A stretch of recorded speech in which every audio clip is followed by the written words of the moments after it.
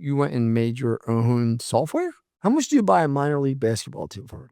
Once I started having all this success, you tell your wife and your 3 best friends, and they don't want to hear anything after the 3rd story. 20 million, 30 million. Like, what's that magic number look like? Everybody, welcome to Built to Sell podcast. I got Ian McCarthy that actually came in from Cape Cod to my studio here at my house, not my office today.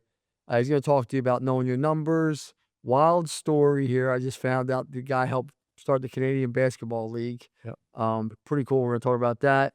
But took his landscaping business, sold the first one. He was an accountant prior, and now he has another landscaping business and took it from 0 to 12 in 6 years, correct? Yes, that's correct. I mean, so the guy's not just an operator. He's a bean counter, no offense, but that's what I call every accountant. And most likely, most bean counters don't become good entrepreneurs, so I'm actually shocked, as you know, because you're so afraid to spend a penny. And that's not being disrespectful. I always say people don't listen to your accountants because they're not entrepreneurs. Right. So welcome to the show. I'm not being disrespectful when I say that. Like, me and my accountants fight because, they have their first grade lunch money still. So can you tell everybody who you are? And I appreciate you being here, brother. No problem. Thanks for having me. My name's Ian McCarthy. I grew up in the D.C. area, but we always summered in Nantucket Island. That was a privilege of my childhood, was going to Nantucket, getting out of the heat. So you grew up wealthy then, because Nantucket sounds expensive. I never afforded to go there yet. When I grew up, Never seen that. growing up, as a phrase, it used to be nicer in Nantucket, because when I grew up, it was mostly working families going for summer vacation. Now it's like the Hamptons. Sounds like the Hamptons. Yeah, It but sounds nice. I never. it did was that. nice, It does. It sounds expensive. right? So That's where Dirty Dancing was, I think. maybe. Oh, Cat's Creek.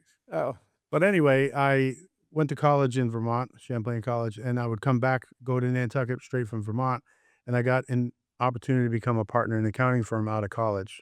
okay. So instead of moving back to the big city, I just took this opportunity in a small community. My dad was an accountant. He doesn't have an entrepreneurial bone in his body. I didn't really know what I wanted to do, but I just kind of did what he did.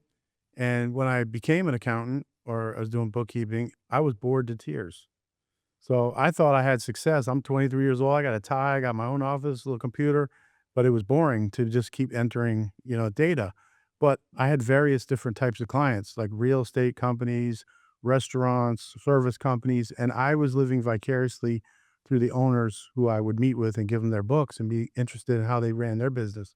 So I didn't realize it at the time, but it was really like I had an entrepreneurial fire. Yeah. I just didn't know how to capitalize on it. So we had a client, a landscaper, who had a company sold, and he was going to go into another business. He already started it.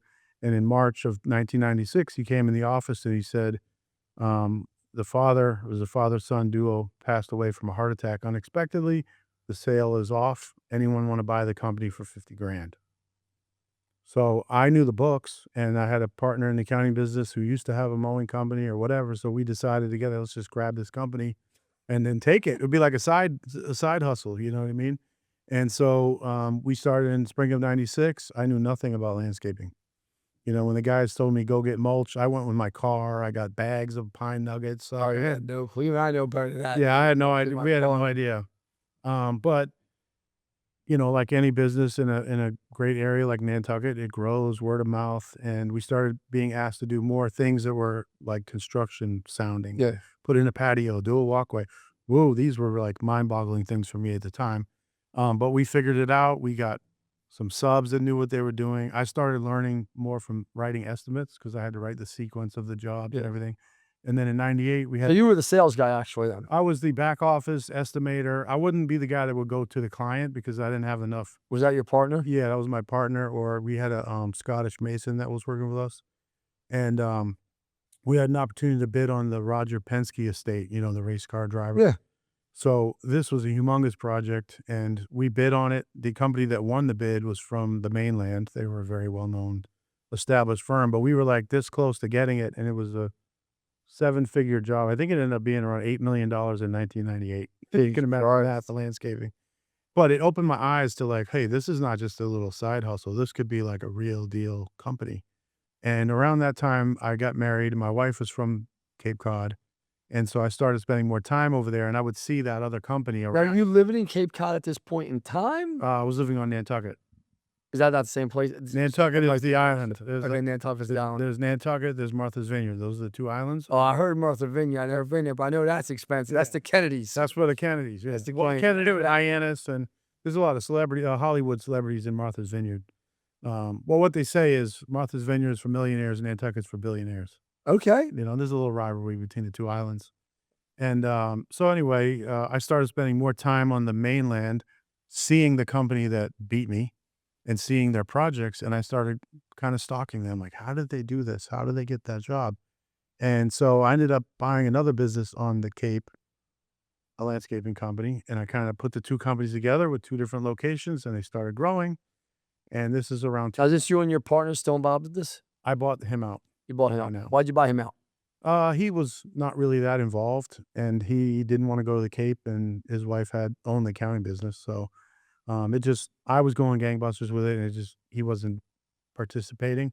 So it was like, hey, let me just buy you out. You didn't want to carry dead weight. I didn't want to carry dead weight. He's gonna love when he sees this pod, bud. I mean, it's a truth. Listen, I always say this: every partnership ends when you feel like it ain't a fair trade.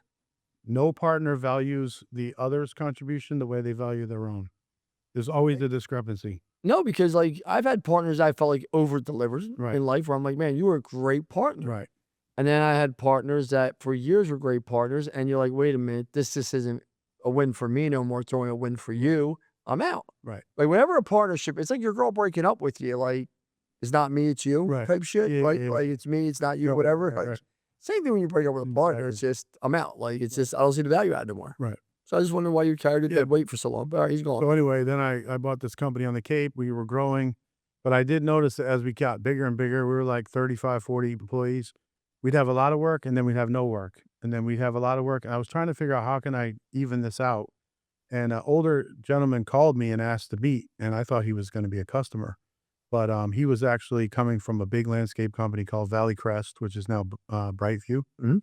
And he came to me and he said, listen, I'm moving from Boston to the Cape, and I want to downsize and be with a smaller company. I don't like the corporate thing.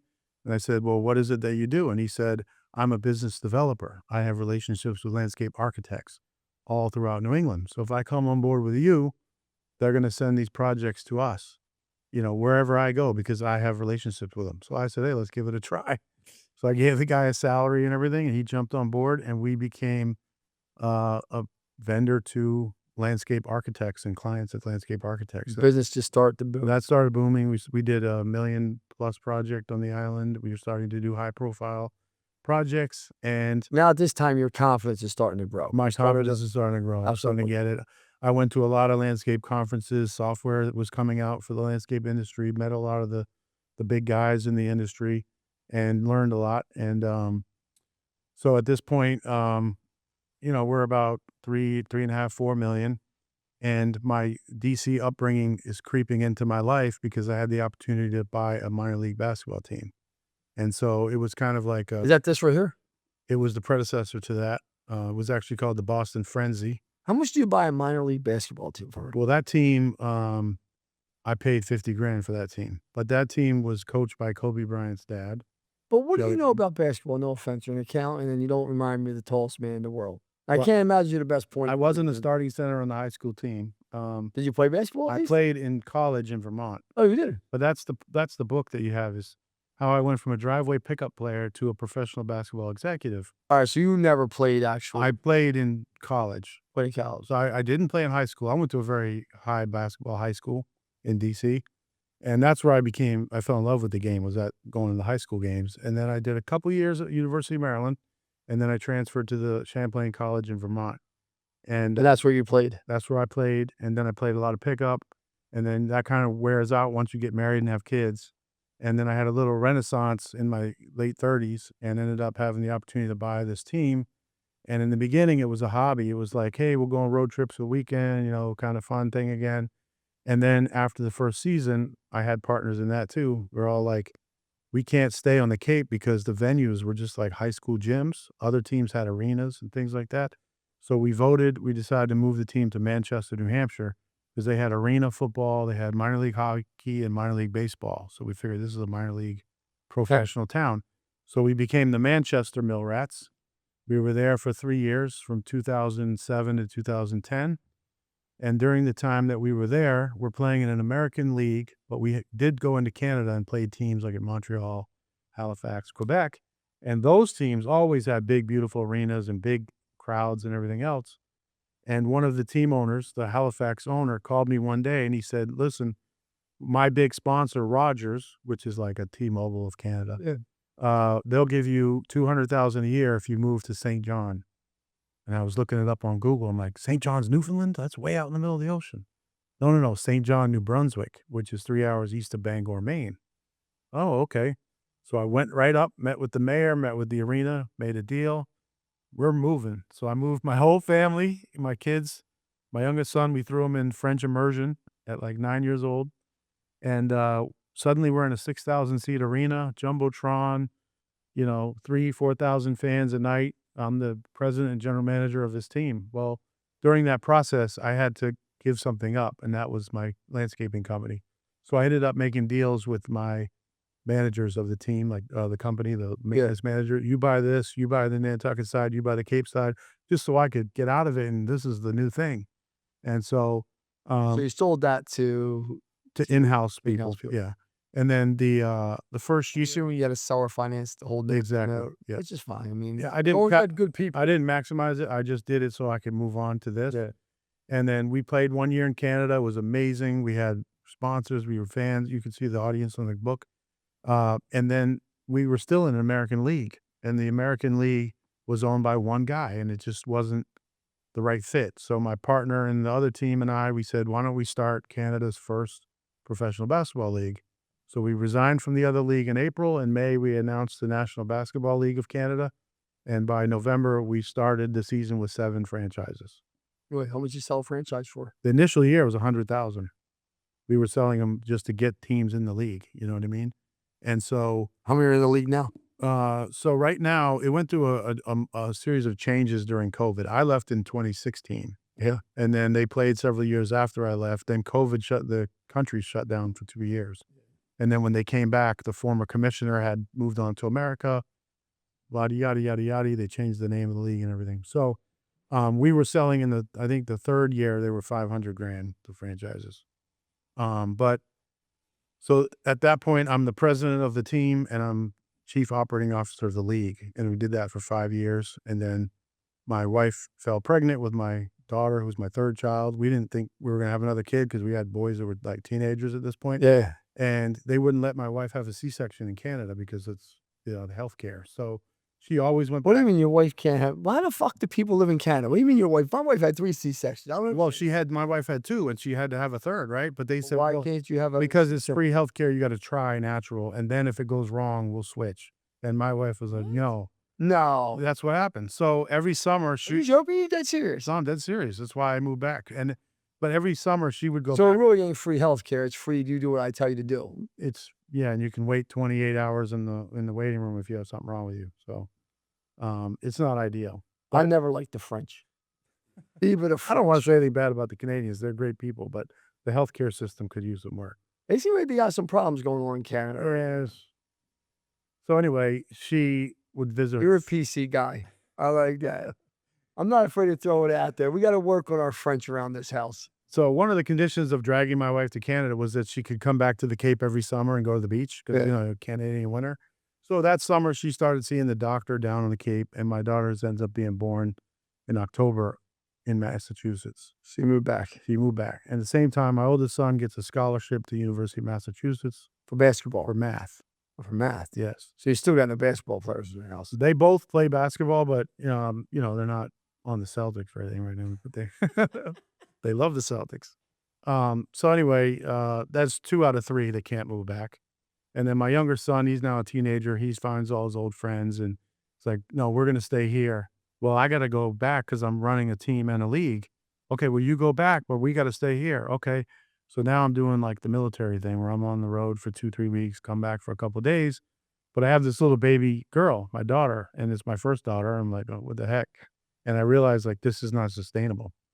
So I finished out the season 2016. I resigned, moved back to the Cape.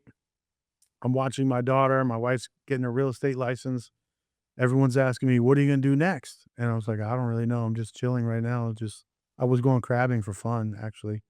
And a friend of mine who had a big landscape company down the street, hey, I see you going crabbing. Why don't you take me crabbing one day? His name is Bob Maffey. I said, okay. So I take him crabbing, and he keeps asking me, why don't I come see his office, his new facility? He was recruiting me to come work for him. So I took a job with him just because I didn't know what to do next, and it was time to do something, but it got me back into landscaping. So I'm working for him. I keep wanting to implement things that grew my company, like the architects and a lot of stonework, and he just kept telling me, stick with the program because he was mainly a maintenance company. Yeah. And I was like, wow, that's weird. He's not letting me kind of like, I know I could grow this thing. He was comfortable. He He's making he you was more comfortable, but he was in the process of selling to private equity. Yeah, you ain't changing nothing then. So then I realized, Yeah. I didn't realize it then, but after the announcement came out, I was like, okay, I was a placeholder. So, that you have that position. You had a leadership in place. Absolutely. So when the company was sold, or prior to that, I had a reunion of former employees at my house. A lot of these guys were from other countries and they got green cards, married somebody, they were working at different businesses. They came to my house and they said, boss, when are you going to start the company again? And I said, oh, I don't know, we'll come back to work for you. I said, really? You'll leave like the company you've been with for 10 years and come work my startup? Yeah, boss, you helped me come to the country without you. And so I took that like sign of loyalty, like, wow, and plus, what do they say in landscaping? I can't find good help. That's what everybody says. Absolutely. So I'm like, I got these team of guys that actually got 10 years of training on someone else's dime after I was gone. And now they're like master masons and everything. Hey, everyone. Thank you for joining us today. I want to give a quick shout out to our sponsors, Service Titan and Rilla, our technology of choice to helping us scale and grow our business and making sure all of our viewers have the technology to scale their business so when they want to sell it, they're able to. So I put that all together and I said, you know what? I'm going to start my own company. So fall of 2017, I left Maffey Landscape. I started working on my business plan. What am I going to call the company? Well, it was crabbing that kind of got me back into this. I'm from Maryland, so I started playing around with names and I came up with Blue Claw Associates and launched the social media, launched the website. Of course, I had no portfolio, so I had to take pictures from my old company and like start putting them on Instagram like they were our current jobs and everything and fill everything out. And I started sending out mailers to architects and builders, and I started sending LinkedIn messages, and I'm doing business development. And I remember in January, it was like blizzardy like this. And my wife was like, you've been doing this for like months. When are you going to sell your first job? It's like, it's a little bit of pressure here, because I had quit my position with the other company. And I said, well, in the winter, it's, these things that are contracted now were started in the fall. We just got to, keep going. So by the spring, I had 3 nice projects that I was going to win one of them at least. I priced them to win. So I committed to the first 2 employees. Hey, we're going to start on April 1st. And I lost the first one. I lost the second one. I know I'm going to get the third one. And I friggin' lost the third one like a week before the guys were going to start. So I'm like, oh, this is like, I just did 6 months of doing just preparation, not generating any money. How am I going to start this company? Employees are counting on me. My parents had a design done by the company I worked for, and I told them, don't do the work because I want to save it for if I have a gap in my schedule. Well, we're going to have to start the company on that job. So I told the guys, show up at this house, and I went and got tools the night before at Home Depot. We had 1 truck that I drove. We had no machines or anything. We would rent if we needed something. And they started doing the work at my parents' house. And that's how I launched the company in April 2018. By the time you were done that job, did you have another job ready to go? Halfway through, we would get another lead, and then we'd go do that job. And the nice thing is, so my folks were from Maryland, but they retired to Cape Cod in the mid-90s, and they still had their house in Nantucket. Again. So like my dad said, we winter on the Cape and we summer on Nantucket. But they would leave in the summer. So it really wasn't that like critical if we were like finishing it on a certain date. So we would work there and then we'd go do another job and come back. And so that summer, it was 2 or 3 guys. It was clean. It was nice. It was neat. By August, I was starting to wonder, like, when is it going to like pop and start to, maybe I just got lucky in the old company. Maybe the old guy that taught me the architects, maybe he's the reason why that company blew up. Like, when is it going to, happen? And September, I got a call from a landscape architect who I'd never met, but I knew her name. And I don't do the work, but I was actually helping them rake out a yard this particular day. And she called my Ring Central, which was my office line, but it was on my phone. Yeah. And I'm like, hello, Blue Claw Associates. And she said, oh, I'm looking for a contractor to bid on a project in Nantucket. Do you work in Nantucket? And my old company did. My new company hadn't, but I was open to it. I said, why, yes, we do. And she said, for how long? And I was like, since 1996, stretching back in history. And she said, do you have stonemasons? And I'm like, yeah, I have stonemasons. It was like me and two guys in one truck. And she said, I'm so glad I found you because I have a job that could not be handled by an ordinary landscape company. Oh my He God. goes, it's 5,000 square foot granite walls, bluestone patios, kind of like what you have outside. Yeah. And she says, I'm going to send over the bid right now and I want you to, price it up. So I ended up winning that project. And it ended up being 1.8 million over 2 years. And so that enabled me to start hiring back Your people. my people and scaling. And then it gave us corporate credibility because other landscape designers and architects, wow, if you're working for her, you can definitely work for us. They gave us social media content and everything. And you're still doing that business today. Yes. And what revenue are you at now? So that's 3 companies, the pool company, the tennis court company, and landscape company is between 11 and 12 million. That's good though. Yeah. I mean, you only been around for 6 years. Yeah, exactly. Now, talk to me about the day-to-day. You got to be stressed out. I don't care. I mean, you're not in the swamp no more, but you're not where you're not running the business. Because once you get above 30, 40 million, you probably have a C-suite, Right. there. Here, you're probably you and a good leadership team right now. Is that accurate? I have had peaks and valleys of good leadership and times where we didn't have enough leadership and I had to fill the gap. Like when we started the pool company, it was a part-time thing they were starting, but I had to spend most of my time there. And then I had like project managers and landscaping and a maintenance manager that kind of watched over that. I would get to the point where sometimes I wouldn't see my landscape projects unless I saw what was being posted on Instagram. Okay. You know what I mean? And now the pool company has more management in place. I'm coming back to landscaping. The pool company is a logistical nightmare, though. By the time you get the electricians in there, I mean, it's just for me. I equate pools to like kitchens. There's a lot of moving pieces to a pool. If you're good at pools, you're extraordinary because I just go like that. Like landscaping, I come out do your bluestone. I come do your stone walls. Like it's one set of skill. For a pool, I need to have my concrete guy, my gunite guy. I need to have the wire guys. I need to have an electrician. Like all this shit, plumbers, everything. A lot more than just laying down stone. But we do it all in-house, except for electrical. I don't even think about that. So we do our own You're fortunate though, we do our own gunite and our own pebble.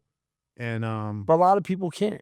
right. Well, and if you're in a bigger city, it's not, you probably wouldn't want to because there's plenty of specialty subs around. Whereas we're out on the island, it's hard to get subs to come over from the mainland, And but no, I think the pool company, you're doing the same thing over and over again, even if it's a different shape. But landscaping, you could be doing a variety of things, but they both have their own unique set of challenges. When are you gonna sell? I don't have any immediate plans to. I've talked to people in the private equity world. I've certainly been following it a lot. My friend sold his company to private equity. I am, 55 years old, so I'm not going to be here when I'm 85, but we'll see what happens. What's the biggest challenge you face day to day on a contracting company? You'd say what's the biggest challenge you I face think day? for me, time, because I still have a lot of my hands in the accounting side. I'm the front of sales for at least the construction. We have maintenance people that will go respond to a sales call. And then now we're trying to build a lot more back office stuff with AI, with, automating a lot of the marketing and social media and stuff like that. I would just say, keeping my schedule, uh, so that I'm not blowing off company meetings because it's easy to be like, I got to go here. I got to go here. I got to go put out this fire. And then also we can't meet. We're all in different places. And a month goes by and no one's communicated with each other. So Oh yeah. I think this year I'm trying to be more diligent about like, okay, this is our meeting day. We're going to have this meeting, maintenance here, maybe fleet and facilities and construction, sales. And we set it up so we have the Zoom. So if someone is out in their truck, they can still participate. We don't have to cancel, you know. You know, you do have a lifespan in every business. You gotta keep growing.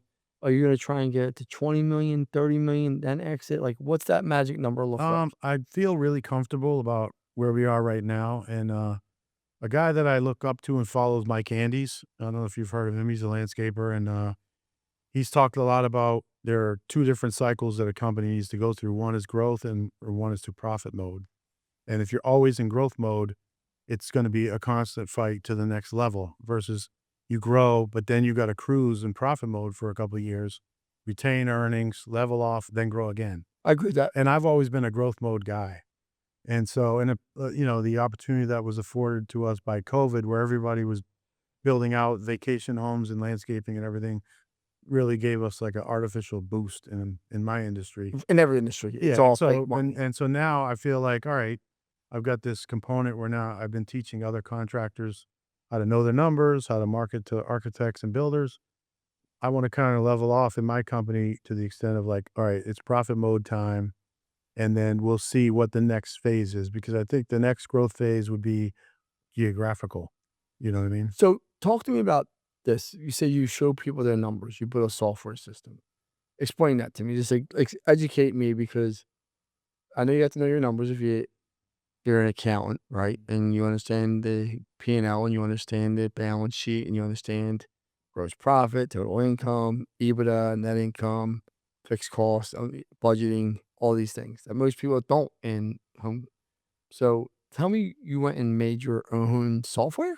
Well, I had created a spreadsheet, and it was from my previous company where I had met people, gone to conferences, workshops, and learned certain systems.